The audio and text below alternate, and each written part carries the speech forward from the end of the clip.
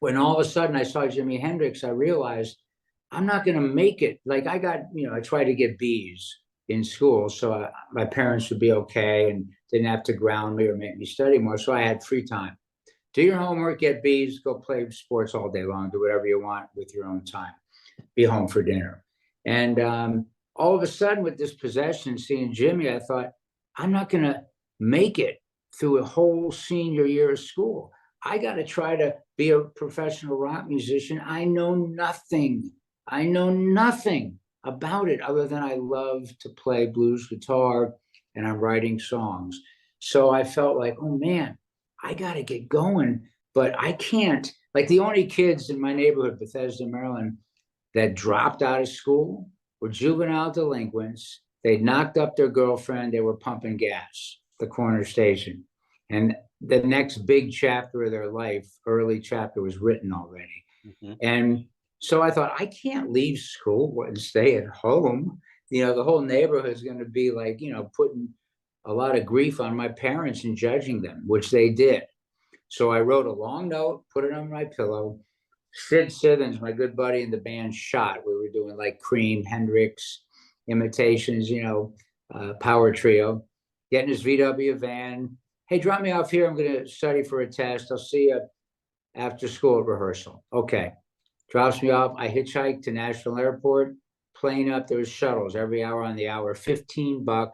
You don't even show an ID. Just walk on the plane. $15.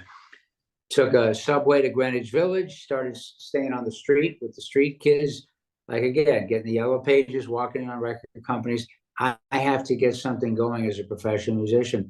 It was a possession of the kind that I knew I had to get going. I knew that was a dream I had to pursue, and I knew I couldn't get through a whole year of school.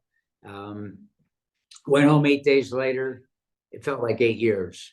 A lot of adventure. That's a whole other story that you'll see in Rockality. But my folks couldn't talk me into going back to school. I said, I'll leave. I can't bring this shame on you. I got to do this. I'm sorry. I'm so sorry. Nursed me back to health. I said, okay, here's the deal. We're very upset you're not going back at your diploma. We'd like you to do that, but we'd like you go to music college, all that, but we get it. This is what you got to do. So let's try this. Live at home, do all your chores, obey all the rules, pay rent. It's not a free ride. And let's see how it goes.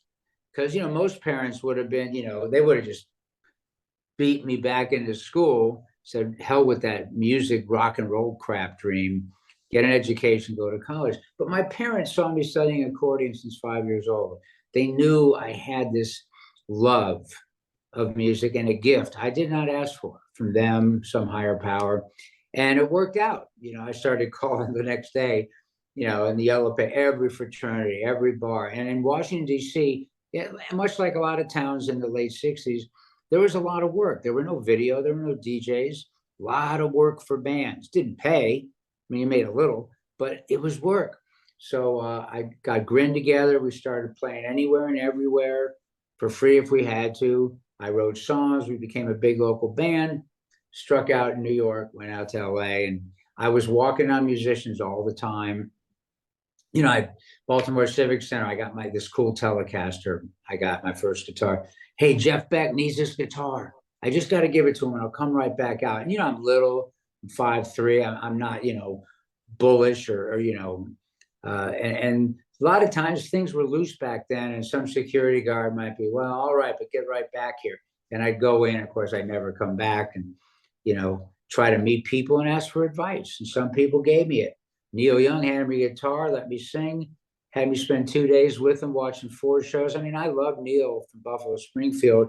I had no idea he was that great as a guitar player and a songwriter until I saw those 4 Crazy Horse shows with Danny Whitten. And then, a couple of years, thanks to Briggs and Neil, Jack Nitzsche and I joined Crazy Horse to make the definitive Crazy Horse record with Danny Whitten alive. All of a sudden, Ry Cooder's sitting there standing next to me playing Bottleneck. I mean, had a lot of great stuff going on at a very young age that imprinted me. And yeah, I can be lazy, but the hard lesson is like, just because you love it, don't think it means you're going to make a living at it. You got to work hard. And even then, that may not happen. But thanks to a talent I didn't ask for, I got from my folks, and again, some higher power, not the religious kind. I don't like organized religion at all. But I believe there's some higher power up there, has something to do with things. And, they say the gift of free will. That's a hard sell, right? When you look at all the tragedy on earth. But my dad was a philosopher. We talked a lot about a lot of cool stuff at a very young age. Like the whole Thoreau thing. And I used to put things up on my wall because, my hair was over my ears, and the school had a dress code. You couldn't do that. And I was like, I want to grow my hair long. I know you can't. You got to be in school. Yeah, but Thoreau said, follow my own drum. I said, yeah, but this is not your home, and you're not paying the bills. Go follow your own drum, make a living, have your own home, grow your hair as long as you want. Here, there's rules. Don't confuse. And it was great because it was this good natured kind of give and take argument with an amateur philosopher, my dad, who was serious about it. He studied the greats throughout history, back to Aristotle, all the Plato, on and on. We'd talk, we'd write things down, we'd discuss. And it was just another, great lesson and an early path to some maturity that I got from my dad and mom. And that kind of helped me handle what Neil Young and David Briggs were throwing at me at a young age too.